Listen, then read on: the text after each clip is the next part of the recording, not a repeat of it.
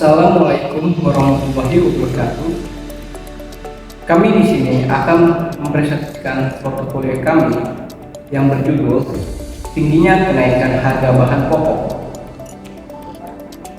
Kami di sini ingin membahas tentang kenapa dan penyebabnya harga bahan pokok di Indonesia melambung tinggi.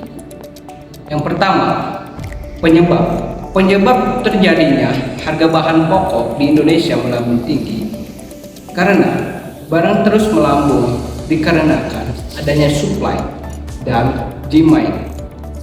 Kehidupan sehari-hari tidak pernah terlepas dari bahan kebutuhan pokok. Dapat dikatakan juga bahwa kehidupan semua masyarakat bergantung kepada terpenuhnya kebutuhan pokok. Harga pangan dunia kian melambung tinggi sama halnya dengan di Indonesia. Organisasi Pangan dan Pertanian Jumat tanggal 4 2022 merilis FFPI pada Februari 2022 sebesar 140,7 naik 3,9% secara bulanan dan 20,7% secara tahunan. Angka tersebut berada di atas puncak FFPI pada Februari 2011 yang sebesar 137,6. Pada kelompok minyak nabati, lonjakan harga minyak kelapa sawit mentah, kedelai, dan biji bunga matahari menjadi pemicu utama kenaikan indeks. Indeks harga minyak nabati menembus level 201,7 atau naik 8,5% secara bulanan dan 26,87% secara tahunan.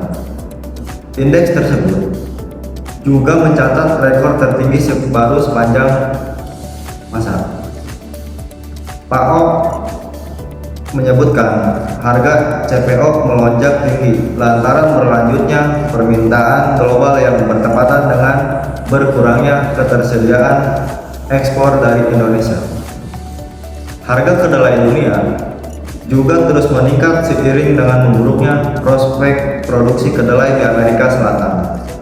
Sementara itu, harga minyak biji bunga matahari juga meningkat tajam akibat kekhawatiran pasar atas konflik Rusia-Ukraina yang bakal berimbas pada arus perdagangan di Laut Hitam.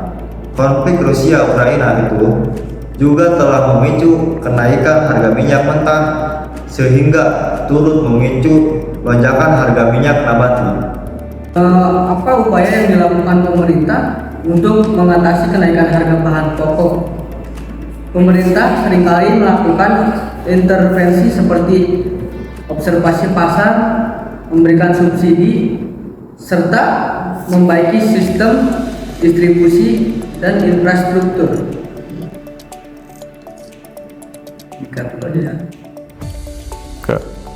Oleh karena itu, berbagai strategi dijalankan untuk mengantisipasi lonjakan pemerintah dan menjaga harga bahan pokok agar tetap stabil. Satu di antaranya khususnya menjelang Ramadan atau menjelang Hari Raya Idul Fitri. Kementerian Perdagangan meluncurkan gerakan pangan murah atau GPM.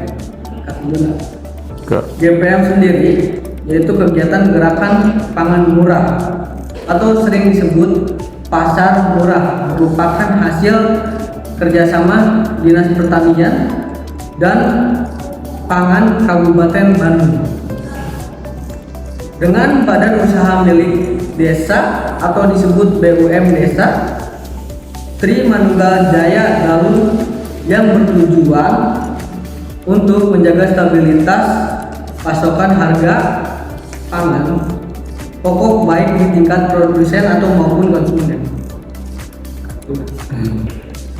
Jaminan ketersediaan bahan pangan khususnya beras mendapat dukungan penuh semua pihak yang terkait.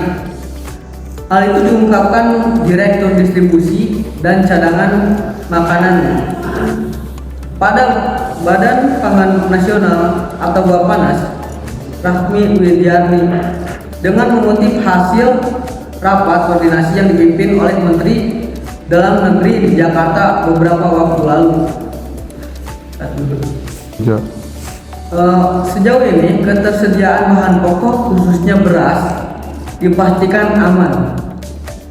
Berdasarkan pemantauan di aplikasi Sistem Pemantauan Pasar dan Kebutuhan Pokok atau sering disebut SP2KP, jelas Dirjen Isi Karim, cadangan beras nasional lebih dari 1,2 juta ton. Cadangan ditambah dengan cadangan untuk keperluan komersial menjadi 1,4 juta ton. Dari 3 pembahasan tersebut, saya akan menyimpulkan satu persatu, yaitu kesimpulannya kenaikan harga barang yang terus melambung tinggi, terutama disebabkan oleh dinamika supply dan demand. Kenaikan ini mencerminkan ketidakseimbangan di antara ketersediaan, supply and demand. Mengingat bahan kebutuhan pokok merupakan bagian integral dari kehidupan sehari-hari atau dari masyarakat. Pada ketersediaan dan keterjangkauan bahan-bahan ini, oleh karena itu, fluktuasi harga bahan pokok memiliki dampak signifikan. Dan untuk pembahasan kedua, yang paling sering mengalami kenaikan harga biasanya itu beras, yang dapat memicu bahan pokok lain mengalami kenaikan juga. Kenaikan pokok ini sangat dirasakan oleh masyarakat,